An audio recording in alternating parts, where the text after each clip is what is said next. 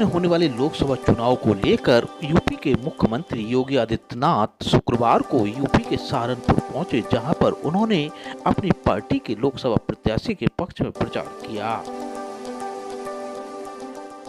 जनसभा को संबोधित करते हुए सीएम योगी ने कहा कि पहले चीनी मिलों को माफियाओं के हवाले कर दिया जाता था और अब माफिया या तो जेल में हैं या वह जहन्नुम पहुंच चुके हैं। उन्होंने और क्या क्या कहा, आप भी सुनिए सीएम योगी का पूरा संबोधन।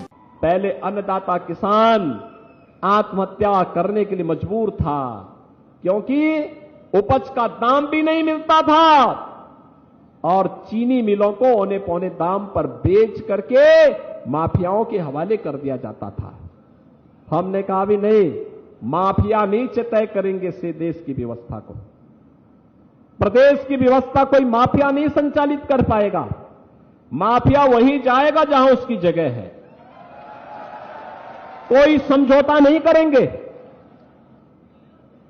अगर कोई बेटी और व्यापारी की सुरक्षा पे खतरा बनेगा तो जीरो टॉलरेंस की नीति के तहत पहले से तय कर दिया गया कि उसको मिट्टी भी नहीं मिलेगी फिर।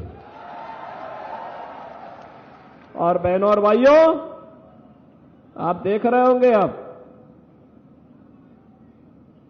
कोई जेल में, कोई जहन्नुम में, और बाकी जो बचे हुए हैं स्वयं ही राम नाम सत्य है की यात्रा पे निकल गए हैं। आप देख रहे होंगे ना, बड़े बड़े धुरंधर हुआ करते थे पहले। सपा के लोग कैसे उनके सामने दुम दबा करके चलते थे, कांग्रेस के लोग कैसे नतमस्तक हुआ करते थे। जब वे चलते थे तो मुख्यमंत्रियों के काफिले रुक जाया करते थे, मंत्रियों के काफिले रुक जाया करते थे।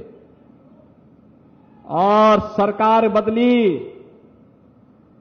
हमने कहा एक काफिले कोफिले बंद होने चाहिए भाई, होटल सब बंद कराओ अब।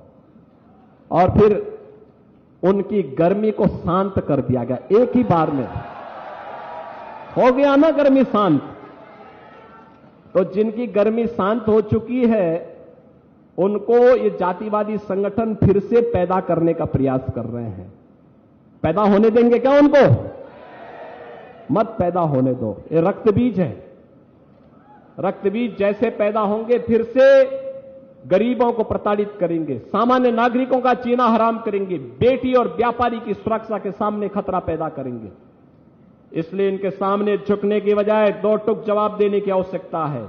पिछले 10 वर्ष में देश के अंदर और पिछले 7 वर्ष में उत्तर प्रदेश के अंदर की सरकार को भी देखा है। आपने देखा है सरकार कैसे चलती है, बिना झुके, बिना रुके, बिना डिगे। आज तो यूपी में लोग दंगा करना भी भूल गए हैं। देखा ना आपने, दंगा कैसे होता भूल गए, पत्थरबाजी भी भूल गए। छोटी छोटी बात को लेकर पत्थरबाजी होने लगती थी।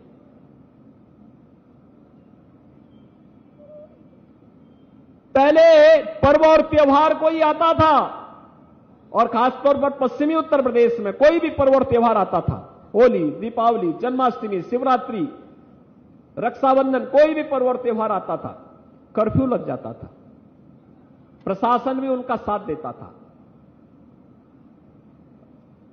अब कर्फ्यू नहीं, अब तो धूम धड़ाके के साथ कावड़ यात्रा निकल पड़ती है, कोई रोक टोक नहीं है। पहले जहां से चिल्लाहट होकर के लोग खतरे में होए की आवाज लगा करके उपद्रव करते थे, वे सब माइक ही हमने उतार दिए।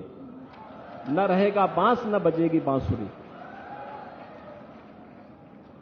सारा विवाद ही समाप्त कर दिया गया। बहनों और भाइयों, हम लोग इसीलिए कहने, आप फर्क महसूस करिए।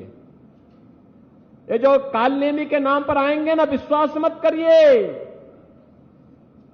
विश्वास मत करिए, कभी विश्वास मत करिए।